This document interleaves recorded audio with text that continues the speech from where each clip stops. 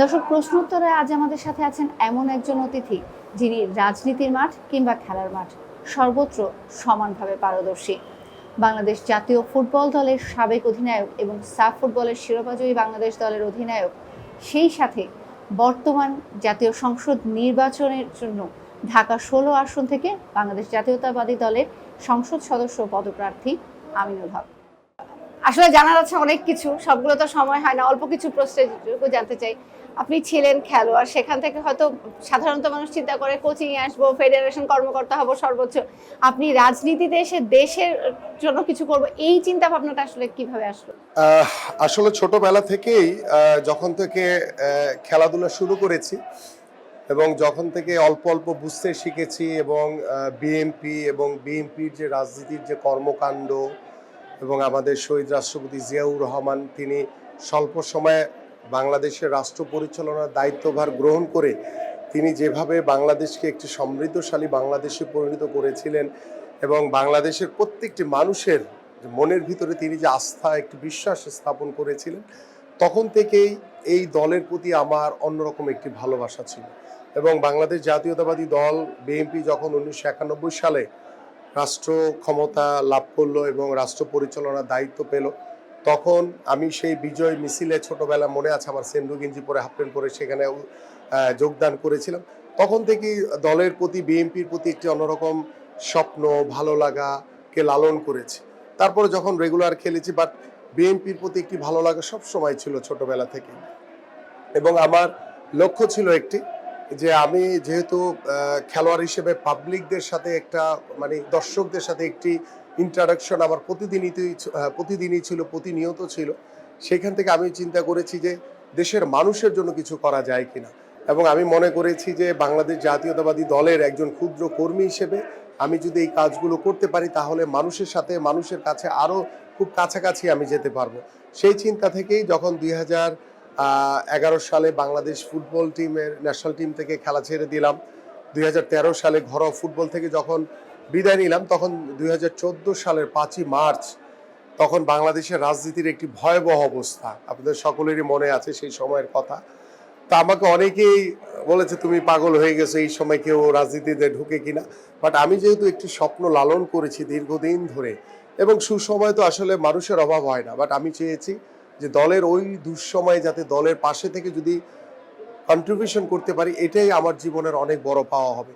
তো সেই তখন থেকে ২০১৪ সালের ৫ই মার্চ থেকে যখন থেকে দলে যোগদান করলাম আমাদের প্রিয় নেত্রী দেশনেত্রী বেগম খালেদা জিয়ার কাছে এবং আমাদের মাননীয় চেয়ারম্যান জনাব তারেক রহমানের মাধ্যমে নির্দেশনায় যখন যোগদান করলাম, তখন থেকেই আপনার প্রতিটি কর্মসূচিতে আজ অবধি চেষ্টা করেছি দলের একজন ক্ষুদ্র কর্মী হিসেবে সর্বোচ্চটুকু অগ্রভাগে থেকে যাতে নিজেকে উজাড় করে দিয়ে বাংলাদেশের গণতন্ত্রের জন্য যে দীর্ঘ ১৭ বছর আমরা লড়াই করেছি, আমরা বাংলাদেশের মানুষের ভোটের অধিকার আদায়ের জন্য যে সংগ্রাম করেছি এবং মানুষের যে মৌলিক অধিকারগুলো রয়েছে সেই অধিকারগুলো প্রতিষ্ঠা করার জন্য দীর্ঘ ১৭ বছর আন্দোলনের পরে আমরা ৫ই আগস্ট এসে পরিপূর্ণভাবে আমরা স্বৈরাচার মুক্ত হয়েছে। এবং স্বৈরাচার মুক্ত হয়েছে ঠিকই, কিন্তু এখনও আমরা দেখতে পাচ্ছি যে দীর্ঘ ১৭ বছর যে অবাধ সুষ্ঠু নিরপেক্ষ নির্বাচনের জন্য আমরা অপেক্ষামান ছিলাম, বাট এখনও একটি দল এখনও তারা নির্বাচনকে কিভাবে বানচাল করা যায়, কিভাবে মানুষজনকে প্রভাবিত করতে চায় বা মিথ্যাচার, আপনাদের নারীদেরকে নিয়ে যেই ধরনের কুরুচিপূর্ণ কথাবার্তা বলেছে, সব কিছু মিলিয়ে আমরা মনে করি যে বাংলাদেশের জনগণ এখন অনেক সচেতন। কোনো ষড়যন্ত্র, দেশি বিদেশি কোনো ষড়যন্ত্রই ইনশাল্লাহ এই নির্বাচনকে ব্যাহত করতে পারবে না। আমরা আপনাকে আসলে মাঠের মানুষ হিসেবে বেশি চিনেছি, প্রথম চিনেছি মাঠের মানুষ হিসেবে। যদি আপনার দল নির্বাচনে জয়লাভ করে এবং সরকার গঠন করে, তাহলে কি আপনি স্পোর্টস মিনিস্ট্রির দায়িত্বটাই নেবেন নাকি আরো বড় কোনো পরিকল্পনা আছে? এটা আমি আসলে দায়িত্বটা তো পরে, আগে হচ্ছে আমরা একটি অবাধ সুষ্ঠু নিরপেক্ষ নির্বাচনের মাধ্যমে জনগণের সরকার প্রতিষ্ঠিত করতে চাই এবং জনগণের প্রত্যেকটি সাধারণ মানুষের স্বতঃস্ফূর্ত উপস্থিতিতে আমরা চাই যে জনগণ যাতে নিরপেক্ষভাবে, নিরাপদভাবে, সুন্দরভাবে যাতে তারা তাদের নাগরিক অধিকারটি প্রদান করতে পারে। এবং আল্লাহ যদি আমাকে কবুল করে আমার এই এলাকার ধানের শীষের প্রতীকে আমি যদি জয়যুক্ত হই ইনশাল্লাহ, এবং আমার দল যদি সরকার গঠন করতে পারে, ডেফিনেটলি যেহেতু আমি স্পোর্টসম্যান হিসেবে স্পোর্টসের প্রতি আমার একটি আলাদা দুর্বলতা রয়েছে এবং আমরা ইতিমধ্যে আমাদের মাননীয় চেয়ারম্যান জনাব তারেক রহমানের সাথে কথা বলে দেশ গড়ার যে পরিকল্পনা আমরা করেছি, সেই পরিকল্পনাতে আপনার স্পোর্টসকে সর্বোচ্চ গুরুত্ব দেওয়া হয়েছে। এবং সবচেয়ে বড় বিষয় হচ্ছে যে এই প্রথম আমরা সকল কর্মসংস্থানের পাশাপাশি খেলাধুলাকে পেশা হিসেবে প্রতিষ্ঠিত করতে চাচ্ছি। আমরা জাতীয় শিক্ষাক্রমে ৪র্থ শ্রেণী থেকে যে কোনো 5টি ইভেন্টকে আমরা বাধ্যতামূলক করতে যাচ্ছি, যাতে আমাদের সন্তানরা তারা সুস্থভাবে যেভাবে গড়ে উঠবে, ঠিক সেইভাবে আমাদের ডিভাইস থেকে দূরে রাখার জন্য আমাদের সন্তানদেরকে, ভবিষ্যৎ প্রজন্মকে আমরা মাঠের দিকে আকৃষ্ট করছি। আমরা মাদকমুক্ত সমাজ গড়ার জন্য সেই তরুণ সমাজ, যুব সমাজকে আমরা খেলার মাঠে আকৃষ্ট করে আমরা পরিপূর্ণভাবে একটি মাদকমুক্ত সমাজ গড়তে চাই। ঠিক এইভাবে আমাদের আরও বেশি কিছু পরিকল্পনা রয়েছে স্পোর্টস নিয়ে। আমরা নতুন করে স্পোর্টসের মাধ্যমে একটি কর্মসূচি হাতে নিচ্ছি। আল্লাহ যদি আমাদেরকে কবুল করে, সেখানে বাংলাদেশের প্রত্যন্ত অঞ্চলে যারা প্রতিভাবান খেলোয়াড় রয়েছে তাদেরকে অন্বেষণ করে আমরা সরকারিভাবে, রাষ্ট্রীয়ভাবে তাদের পড়াশোনা এবং খেলাধুলার সকল দায় দায়িত্ব আমরা গ্রহণ করব ইনশাল্লাহ।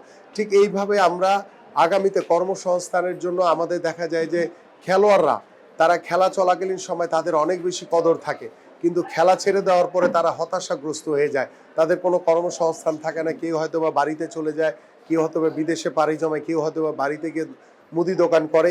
এই ধরনের যারা এক্স খেলোয়াড় রয়েছেন তাদেরকে অগ্রাধিকার ভিত্তিতে আমরা সারা বাংলাদেশের প্রত্যেকটি শিক্ষা প্রতিষ্ঠানে বিষয়ভিত্তিক আমরা ক্রীড়া শিক্ষক নিয়োগ দিব।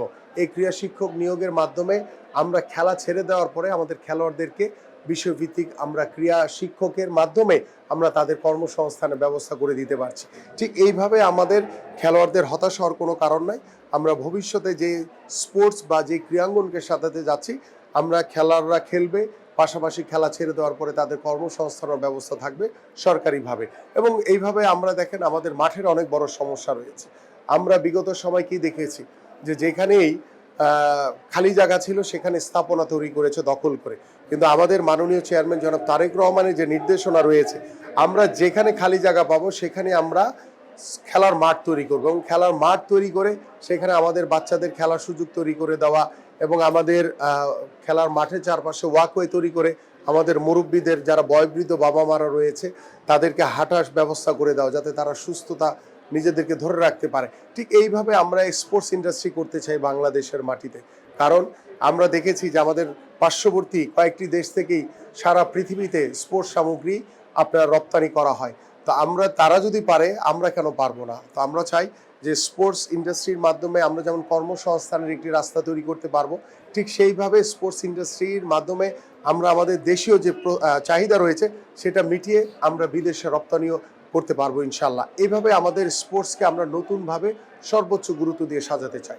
আপনি যখন রাজনীতিতে এসেছেন তখন থেকে আপনার আসলে ফাইনাল ভিশনটা কি, আপনার স্বপ্নটা কি, যে কি স্বপ্ন দেখেন, যে কোন পর্যন্ত আপনি নিজেকে কোথায় নিতে চান? আসলে প্রত্যাশার শেষ নেই, বাট প্রত্যাশাটা হবে আমার হচ্ছে জনবান্ধব। আমার সাধারণ মানুষের চাহিদা পূরণ করাই হচ্ছে আমার মূল লক্ষ্য এবং সাধারণ মানুষের প্রত্যাশা অনুযায়ী আমি সামনের দিকে এগিয়ে যেতে চাই এবং আমার সাথে আমার সেই মানে যারা জনগণ রয়েছে, সাধারণ মানুষ রয়েছে, সবাইকে নিয়ে আমি সবার সাথে নিয়ে আমরা এগিয়ে যেতে চাই। এবং আমি বিশ্বাস করি যে বাংলাদেশের আগামী রাজনীতিতে আমরা বাংলাদেশ জাতীয়তাবাদী দল সবচেয়ে বড় বিষয় যেটি, সেটা হচ্ছে আমরা গুণগত পরিবর্তন আনতে চাই। কারণ এই প্রতিহিংসা রাজনীতি আমরা দেখতে চাই না। আমরা চাই আগামীর বাংলাদেশে আমাদের তরুণ প্রজন্ম, আমাদের যুব সমাজ এবং আমাদের বয়োবৃদ্ধ, আমাদের নারীরাও সমানভাবে তারা এগিয়ে যাবে। তাদের কর্মসংস্থানের ব্যবস্থা করা, তাদেরকে স্বাবলম্বী করা, তাদের সামাজিক মর্যাদা প্রদান করা, তাদের নিরাপত্তা প্রদান করার মাধ্যমে কিন্তু আমরা সামনের দিকে সমভাবে দল মত নির্বিশেষে আমরা এই সমাজে যারাই বসবাস করি না কেন সেখানে ভিন্নমত থাকতেই পারে। বিগত সময় ভিন্ন মতের উপরে জুলুম, নির্যাতন, নিপীড়ন হয়েছে, বাট আমরা আগামী রাজনীতিতে প্রত্যেকটি সমাজে যারাই ভিন্নমত পোষণকারী রয়েছে তাদেরকে ভালোবাসা, আন্তরিকতা দিয়ে তাদের বিশ্বাস, আস্থা অর্জনের মাধ্যমে আমরা এই সমাজের সম অধিকার প্রতিষ্ঠা করতে চাই।